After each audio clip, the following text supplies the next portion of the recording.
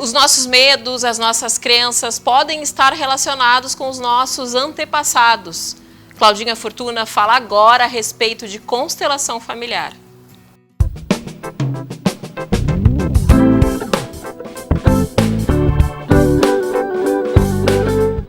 Julho é o mês de se comemorar o Dia dos Avós, e para falar sobre a importância do papel dos avós na constelação familiar, eu recebo mais uma vez aqui do Sinta-se Bem a consteladora Claudinha Fortuna. Seja bem-vinda aqui ao programa.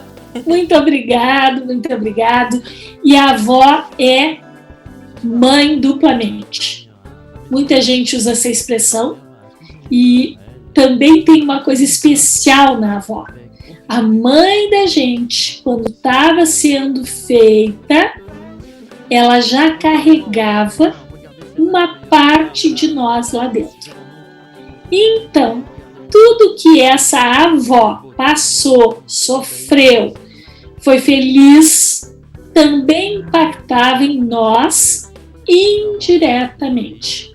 Por isso que a relação que as pessoas costumam ter com a avó materna é muito grande, porque nós, de fato, também vivemos dentro do corpo dela de uma certa forma.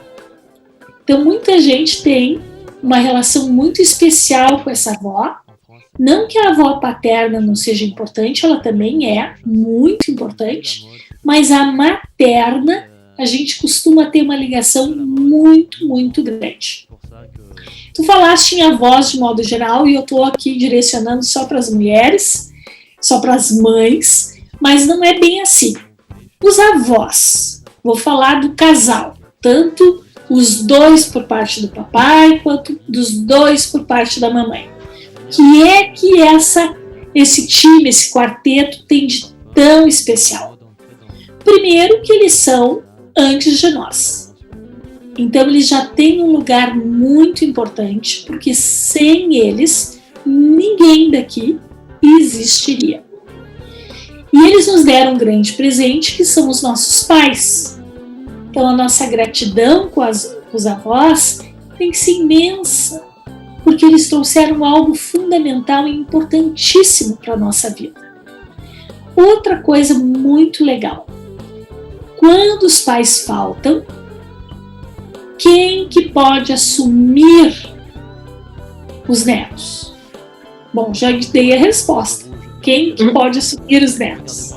Então, sempre que alguém fica órfão, é indicado que essa pessoa permaneça no seu clã familiar. Então, podendo ficar com algum dos avós, ou eles terem até mesmo uma guarda compartilhada, podendo ficar com os tios ou padrinhos.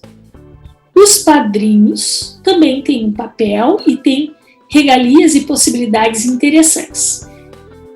Os padrinhos podem pagar faculdade, podem pagar estudo, podem ajudar a sustentar os seus afilhados, mas os avós também. De um modo geral, quando nós recebemos estudo, que é algo muito grande porque muda a vida de alguém, o estudo é algo que muda a vida, a gente troca de patamar através do estudo. Os avós, eles têm esse direito também. Se eles têm condições financeiras, não causa problemas se eles ajudarem a pagar os estudos para o neto. Porque a nossa preocupação, depois que a gente conhece constelação, é: isso causa ou não algum desequilíbrio ou algum emaranhamento na minha vida. Então é tão importante nós sabermos o que traz ou não traz emaranhamentos, para que a gente tente ter um caminho com menos emaranhamentos possíveis. Não que seja possível a gente não estar emaranhado, mas tentar diminuir um pouco. Claudinha, em relação a repetições de padrões, já que a gente está falando, aí a gente pode falar tanto do homem quanto da mulher, dos avós, enfim.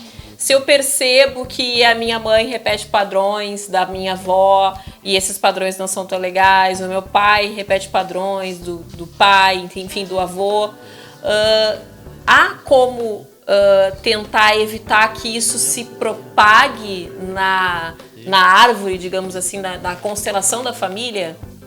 Quando a gente constela, a gente passa a ter uma possibilidade, não quer dizer que vai ser exatamente assim, mas a gente passa a ter uma possibilidade de evitar repetições que não são fundamentais. Quer dizer o quê? Nem tudo é permitido mudar, mas muitas coisas são permitidas mudar. Quando um avô tem uma característica, por exemplo, vou dar um exemplo bem comum, alcoolismo. O avô era alcoólatra. O pai era alcoólatra.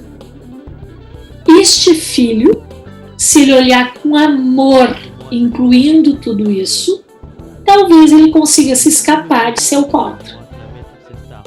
Talvez ele não precise repetir isso.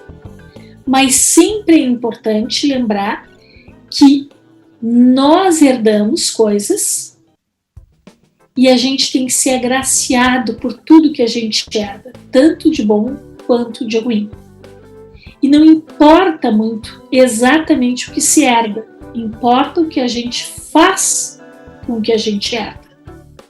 Porque nós temos um certo grau de liberdade e, através de uma constelação, esse grau de liberdade pode ser ampliado. Claudinha, para encerrar, quem tem avós ainda vivos, o que a gente pode fazer para aproveitar melhor esse momento com eles, essa convivência? Porque quando a gente perde é que muitas vezes a gente valoriza, né? Eu tô te dizendo isso porque eu não tenho mais meus avós presentes. E quando a gente pensa que poderia ter aproveitado muito mais, ter aprendido muito mais com eles, porque eles também são um retrato de tudo de toda a nossa família, de tudo que se viveu, né? Porque são eles que muitas vezes contam as histórias dos nossos antepassados. Bom, a gente deve ouvir com muita atenção quando um avô fala e, se tiver oportunidade, como tu mesmo está falando, aprender o que for possível. Porque essas lições, elas ficam fundo. Às vezes, a pessoa é muito jovem, não está interessada em antepassado, em historinha, mas fica na memória. Então, o conselho para o avô: conte sim suas histórias. E o conselho para os netos: ouça essas histórias. E sempre que puder, dê um abraço gostoso, nem que seja de cotovelo. Cotovelinho aqui. Exatamente. E honre a dádiva que é conhecer os avós. Nem todos têm essa dádiva. E quem tem, tem mãe em dobro, tem pai em dobro. Verdade, a gente tem que aproveitar esse período de confinamento também, que todos estamos mais família, né, Claudinha? Até aqueles que muitas vezes não eram ou muito chegados à família, são obrigados a conviver no mesmo ciclo para aprender com a família da gente, né? Para extrair dali a nossa essência. Obrigada, muito obrigada pela participação.